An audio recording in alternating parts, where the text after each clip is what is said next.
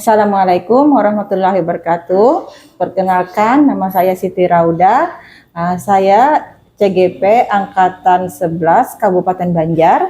Pada hari ini saya akan mewawancarai Kepala SMPN 1 Cintapuri Darussalam tentang pengambilan keputusan sesuai dengan nilai-nilai kebajikan yang telah Ibu Wenda Noparina terapkan di sekolahnya.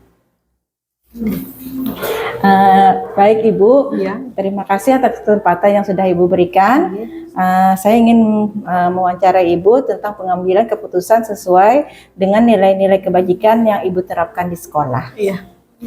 Pertanyaan pertama, Bu, ya. Selama menjadi kepala sekolah, bagaimana Ibu dapat mengidentifikasi kasus-kasus yang merupakan dilema etika atau bujukan moral, Bu? Oh ya, biasanya itu ya Bu, untuk mengidentifikasi itu melalui pengamatan. Terus tuh dari hasil pengamatan pada saat kita kegiatan atau pada saat kejadian. Ya. Lalu setelah itu diidentifikasi, biasanya itu kalau sudah teridentifikasi kita tuh melakukan perencanaan, kemudian tindak lanjut. Terus juga bagaimana mengimplementasikannya di kemudian hari dan merefleksikan kembali hasil keputusan itu, Bu. Ya, jadi melakukan pengamatan, kemudian melakukan perencanaan ya, Bu ya. Iya. Kemudian Bu, pertanyaan kedua, selama ini bagaimana Ibu menjalankan pengambilan keputusan yang sama-sama benar nilai kebajikannya, Bu?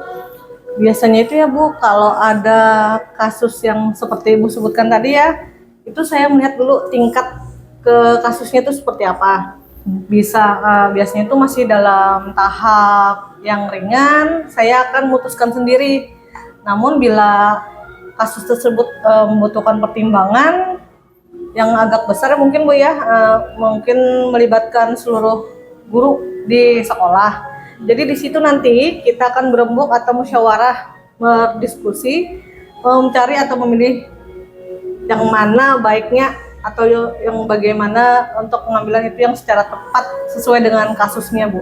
Iya, jadi melihat tingkat kasus, kemudian bisa diselesaikan sendiri atau jangan jalan bermusyawarah ya, Bu ya. Seperti itu, Bu. Iya, baik.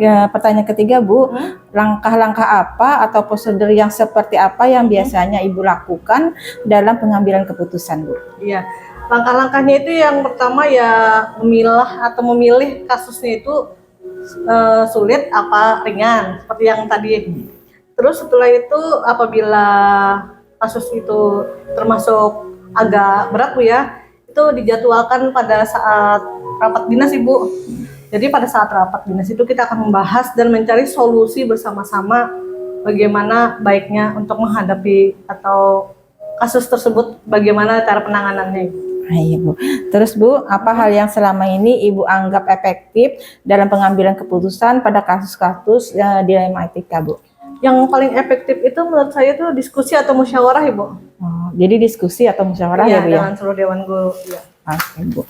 Terus Bu, hal yang kelima yang ingin saya tanyakan adalah hal-hal apa saja yang selama ini yang merupakan tantangan dalam pengambilan keputusan tersebut, Bu? Dalam dilema etika itu kasus yang apa tadi namanya, tantangannya? Iya, tantangannya Bu. Waktu kasus kenaikan kelas kemarin kan Ibu, ada satu siswa yang nilainya itu di bawah KKM. Nah setelah itu kan kalau berdasarkan kriteria kenaikan kelas, siswa itu tidak naik kelas karena nilai di bawah KKM lebih dari 3 mapel. Tapi kita kan tidak boleh tidak menaikkan siswa. Makanya kan waktu itu kita ada mengadakan rapat dinas bagaimana solusinya untuk si siswa ini. Akhirnya kan diperoleh kesepakatan kita akan melakukan remedial kepada siswa tersebut agar nilainya bisa standar atau melebihi lebih dari KKM, Bu, supaya anak tersebut bisa naik kelas. Oke Bu. Terus Bu, apakah Ibu memiliki tata kelola atau jadwal tertentu dalam sebuah penyelesaian kasus-kasus dilema etika? Apakah Ibu menyelesaikan di tempat atau memiliki jadwal khusus, Bu? Itu tadi tergantung dari kasusnya itu sendiri. Kalau ringan langsung di tempat. Apabila itu berat, mungkin kita harus rapat dinas dulu, mungkin dengan pengawas bina atau dinas terkait, Bu. Ya, Bu. Konsultasinya kan bagaimana baiknya. Oh iya Bu, jadi bisa diselesaikan langsung Ya. apabila kasusnya ringan ya Bu ya, Ringan, dan ya. apabila berat itu bisa dijadwalkan Rapat untuk dinas. rapat dinas ya Bu ya. Oke, berikutnya Bu, adakah seseorang atau faktor-faktor yang selama ini mempermudah atau membantu Ibu dalam mengambil keputusan dalam kasus-kasus dilema etika Bu? Kalau yang utamanya itu pastilah seluruh dewan guru ya Bu ya, Iya. yang ada di sekolah saat ini. Dan juga kan kebetulan Ibu juga guru penggerak, jadi kita bisa sharing Bu ya, Iya. seperti apa pengambilan keputusan yang baik Iya Bu. menurut kasusnya itu sendiri. Oke Bu. Ya. Dan terakhir Bu, pertanyaan saya, dari semua hal yang telah disampaikan Ibu tadi, pembelajaran apa yang Ibu petik dari pengalaman Ibu dalam mengambil keputusan Bu? Jadi yang dalam pengambilan keputusan ini memang ada hal yang kita bijaksanain sendiri, terus tuh juga ada juga yang keputusan diambil dari kita hasil musyawarah. Artinya itu kita itu tidak mengambil keputusan secara semena-mena tanpa melihat kasus itu secara benar dulu seperti apa. Jadi dari situ kita belajar untuk berdiskusi, bersepakat. Jadi permasalahan itu didiskusikan dan mencari solusi bersama-sama itu. Oke, jadi Bu mengambil keputusan yang terbaik ya Bu ya, dengan jalan diskusi. Iya. Jadi sampai sini aja Bu wawancara saya. Iya. Terima kasih atas kesempatan yang Ibu berikan. Sama-sama. Ya, Bu. Assalamualaikum warahmatullahi wabarakatuh. Waalaikumsalam warahmatullahi wabarakatuh.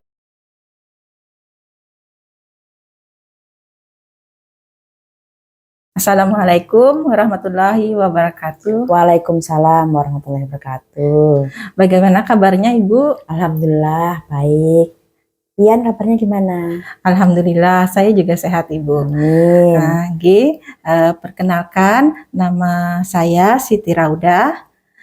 Kebetulan Bu saat ini saya sedang mengikuti pendidikan guru penggerak sebagai calon guru penggerak angkatan 11 Kabupaten Banjar, Provinsi Kalimantan Selatan tahun 2024.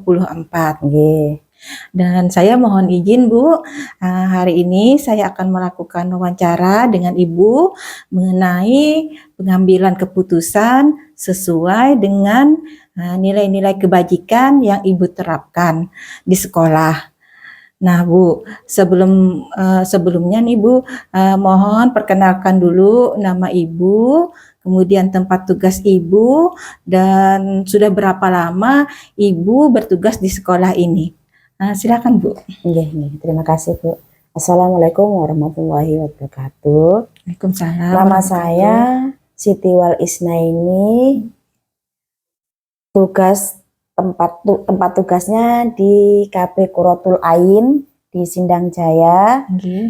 Saya sudah 12 tahun di PAUD sini. Oh, cukup lama ya Bu ya, 12 tahun sudah. Jadi KB Qurratul Ain itu kelompok belajar Qurratul Ain ya kan Bu? Baik Ibu, terima kasih. Kita langsung saja untuk pertanyaan pertama ya Bu ya. Selama Ibu menjadi kepala sekolah di sini, bagaimana Ibu dapat mengidentifikasi kasus-kasus yang merupakan dilema etika dan bujukan moral, Bu? Jadi untuk mengidentifikasi biasanya melalui pengamatan dulu Bu. Dari hasil pengamatan pada saat kegiatan atau pada saat kejadian setelah diidentifikasi dari pengamatan tadi. Biasanya kita melakukan perencanaan, kemudian nanti tindak lanjutnya bagaimana mengimplementasikannya, kemudian merefleksi kembali. Oh iya Bu ya, jadi dengan melakukan pengamatan, kemudian melakukan perencanaan ya Bu ya. Ya. Baik Ibu, kita lanjutkan pertanyaan kedua ya Bu ya. Selama ini bagaimana Ibu menjalankan pengambilan keputusan di sekolah Ibu, terutama untuk kasus-kasus yang dimana ada dua kepentingan yang sama-sama benar atau sama-sama mengandung nilai-nilai kebajikan. Ya, biasanya kalau ada kasus seperti yang disebutkan tadi, biasanya saya melihat dulu tingkat kasusnya seperti apa. Biasanya masih dalam tahap yang ringan, saya memutuskan sendiri. Namun, bila kasus tersebut membutuhkan pertimbangan yang agak besar, saya melibatkan seluruh guru.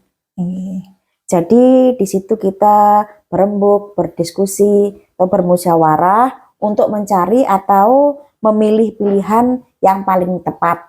Dari yang tepat ke yang paling tepat atau yang kita butuhkan. Bu. Jadi Ibu melihat dulu tingkat kasusnya ya Bu ya. Bisa diputuskan sendiri atau perlu didiskusikan dengan rekan-rekan Ibu ya. Ya. Bu, pertanyaan ketiga, langkah-langkah apa atau prosedur yang seperti apa yang biasa Ibu lakukan dalam pengambilan keputusan selama ini Bu? Langkah-langkah yang pertama setelah memilah tadi, misalkan itu permasalahan harus dibawa ke forum, maka akan dijadwalkan untuk rapat. Jadi pada saat rapat akan kita bahas dan mencari solusi bersama. Jadi keputusan itu adalah keputusan bersama, Bu. Jadi setelah memilih atau melihat tingkat kasus tadi ya Bu, kemudian Ibu menjadwalkan rapat, kemudian mendiskusikannya sehingga kasus itu diputuskan bersama ya, atau dengan hasil keputusan bersama ya Bu ya. Iya Bu. Pertanyaan selanjutnya Bu, hal apa saja yang selama ini Ibu anggap efektif dalam pengambilan keputusan pada kasus-kasus dilema etika Bu? Yang paling efektif tadi dengan berdiskusi. Kemudian kita memilih permasalahan. Kemudian dalam suatu kegiatan kita menilai lagi, merefleksikan lagi, dan dengan tindakan yang kita ambil, hal tersebut berjalan efektif, Bu. Contoh misalnya dalam penempatan atau dalam memilih tugas tambahan, ada 2 tugas tambahan, dan guru tersebut kompeten. Namun kita cari dari 2 tersebut, yang mana guru tersebut yang paling diperlukan dalam kegiatan tersebut. Jadi tetap harus memilih permasalahan yang tepat ya Bu ya. Pertanyaan berikutnya Bu, hal apa saja yang selama ini merupakan tantangan dalam pengambilan keputusan pada kasus-kasus dilema etika Bu? Tantangan apa yang Ibu hadapi Bu? Tantangannya tadi Bu, memilih guru yang keduanya saling kompeten. Iya Bu. Jadi kita memilih guru itu yang dibutuhkan atau yang diperlukan dalam kegiatan. Jadi kesulitannya seperti itu karena gurunya sama-sama kompeten. Iya Bu ya, karena dua-duanya sama-sama kompeten, jadi agak sulit memutuskan ya Bu. Akhirnya yang mana yang lebih diperlukan ya Bu ya. Oke Bu. Terus Bu, apakah Ibu memiliki tata kelola atau jadwal tertentu dalam sebuah penyelesaian kasus-kasus dilema etika? Apakah Ibu langsung menyelesaikannya di tempat atau memiliki jadwal khusus untuk menyelesaikan bentuk prosedur yang Ibu jalankan? Biasanya terjadwal, yaitu dalam rapat kalau ada kasus yang harus segera diselesaikan, itu biasanya kita jadwalkan di rapat dinas. Jadi teragendakan. Di sana ada notulennya dan kita bisa melihat di situ apa yang sudah disepakati bersama, Bu. Iya Bu, jadi terjadwal, akan tetapi bisa juga dadakan ya Bu, kalau ada hal-hal yang dianggap penting kayak gitu ya Bu. Kemudian Bu, adakah seseorang atau faktor-faktor apa yang selama ini mempermudah atau membantu Ibu dalam mengambil keputusan dalam kasus-kasus dilema etika Bu? Kalau yang utamanya pastilah seluruh rekan-rekan guru yang sangat terlibat di sekolah ini. Semua keputusan biasanya kita saling mendukung, saling membantu, saling mencari solusi, ada pengawas dan keperpihakan dari dinas pendidikan, yaitu pengawas bina. Antara pengawas bina dan guru itu sangat besar sekali pengaruhnya. Dan juga dari bidang pembinaan sendiri, sebagai tangan kanan dari kepala dinas pendidikan. Jadi banyak yang terlibat, Bu. Oh iya Bu ya. Jadi yang terlibat itu adalah rekan-rekan guru, Nggih. kemudian pengawas dan juga unsur dari dinas Dinas pendidikan lainnya ya Bu ya. Nggih. Oke Bu, yang memasuki pertanyaan yang terakhir nih Bu, dari semua hal yang telah disampaikan Ibu tadi, pembelajaran apa yang Ibu petik nih dari pengalaman Ibu dalam mengambil keputusan Bu? Nggih.